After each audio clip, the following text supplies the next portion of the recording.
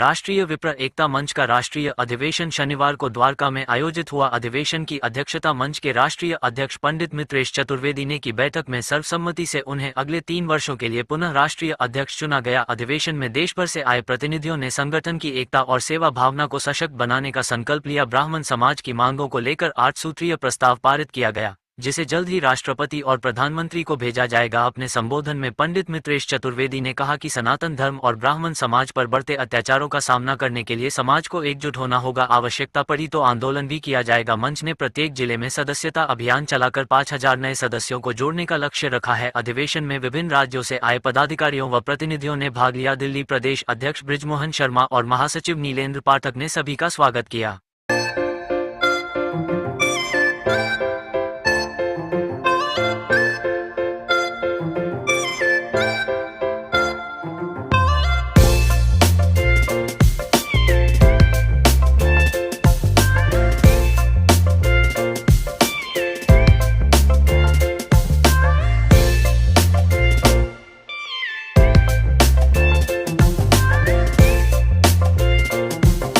Sir, आज के आयोजन को लेकर क्या रही है? जिस तरह में देखा था यहाँ पे मंदिरों की भी बात हुई बहुत सारी, और 8 मांगे आपने रखी हुई है। जी जी, दरअसल राष्ट्रीय एकता मंच का राष्ट्रीय अधिवेशन आज हुआ है। राष्ट्रीय अधिवेशन में सर्वसम्मति से 8 मांगे रखी गई थी, जिनको सर्वसम्मति से पास किया गया है, और उन मांगों को हम केंद्र सरकार के पास भेजने वाले हैं। और वो मांगे भी क्या है, बहुत जायज मांगे हैं कि अगर हम कहते हैं कि मंदिर का पैसा मंदिर के पास रहना चाहिए, जिस तरीके से मस्जिद का पैसा मस्जिद के पास रहता है, या तो नियम बनाइए सबके लिए एक होना चाहिए कि भाई सबका पैसा या तो सरकार ही ले, मस्जिद का भी पैसा सरकार पे जाए, गुरुद्वारे का भी जाए, मंदिर का भी जाए। चलो हमें समझ में आ रहा है कि सबके साथ एक जैसा व्यवहार है। मंदिर का पैसा तो सरकार को जाएगा, मस्जिद का पैसा उनके पास रहेगा, ये नहीं होना चाहिए। दोहरा मापदंड किसी भी मामले में नहीं चलेगा। ऐसे ही हम आरक्षण की बात करते हैं। आरक्षण एक ऐसी समस्या बन गया है जिससे देश का नुकसान हो रहा है। अगर आप कम पढ़े लिखे बच्चे को या जो व्यक्ति काबिल नहीं है उसको कुर्सी पे बिठाने का काम कर रहे हो, हम इसका विरोध करते हैं। हम उनके साथ कब है? अरे अगर कोई कमजोर है, आप उसके लिए काम करिए कि उसको काबिल बनाइए, फिर कुर्सी पे बिठाइए, हम आपके शाबाशी देंगे। लेकिन जो काबिल नहीं है उसको कुर्सी पे बिठाएंगे तो हम विरोध करेंगे। ऐसी अगर हम बात करते हैं एक एक्ट की, जो हरिजन एक्ट जिसको बोला जाता है, सरकार ने इतना मजबूत कर दिया, बिना जांच के जेल भेजने का प्रावधान। अरे भैया, ये तो अंग्रेजों के शासन में भी नहीं हुआ कि किसी को बिना जांच के आप जेल में डाल दोगे। अगर मर्डर भी कोई करता है उसकी भी जांच होती है, उसके बाद अगर वो दोषी पाया जाए तो उसको सजा दे दीजिए। लेकिन एक एक्ट ने ऐसा कर दिया कि अगर मान लीजिए कोई भी व्यक्ति किसी के खिलाफ शिकायत कर देता है तो उसको तुरंत जेल भेज देने का काम करोगे। इन सब चीजों का हम विरोध करते हैं और सरकार से मांग करते हैं कि इन पर जल्द से जल्द सुनवाई करें, नहीं तो इसके लिए अग्रिम कार्रवाई की जाएगी। तो संगठन पूरे देश में काम कर रहा है। देश के 19 राज्यों के प्रतिनिधि आज यहाँ बैठक में शामिल होने आए थे, जिसमें सभी राज्यों के प्रदेश अध्यक्ष, प्रदेश महासचिव शामिल हुए हैं। कार्यक्रम के आयोजक बृजमोहन शर्मा को बहुत बहुत बधाई।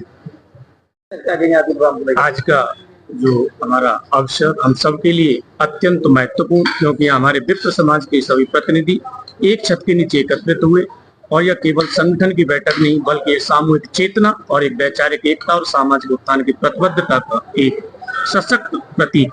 हमारा संगठन राष्ट्रीय विप्र एकता मंच हमारी परंपरा, संस्कृति और उत्तरदायित्व का जीवन का आधार है। यहाँ बैठा प्रत्येक पदाधिकारी जिसने आज भाग लिया, सदस्य इस बात का साक्षी रहा। समाज की धरोहर को संजोना, विप्र समाज को संगठित करना और एकता की तरफ बात करना, यही हमारी सबसे बड़ी साधना और आज की सेवा, आज के कार्यक्रम का ये हमारा प्रतिफल रहा। राष्ट्रीय अध्यक्ष जी यहाँ पे आए और मैं देखा कि जो लोग यहाँ शामिल हुए उनका स्वागत भी किया गया। परशुराम जी की तस्वीर देखा, उसको लेके क्या?